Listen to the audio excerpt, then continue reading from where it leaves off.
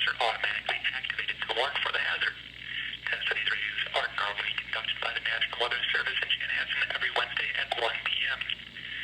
If severe weather threatens the area near the normal test time, the test will be postponed until the next good weather day. The warning alarm will be activated for select watches, warnings, and statements affecting central and southern Minnesota and west central Wisconsin. This concludes the test of the warning systems. We now return to normal programming.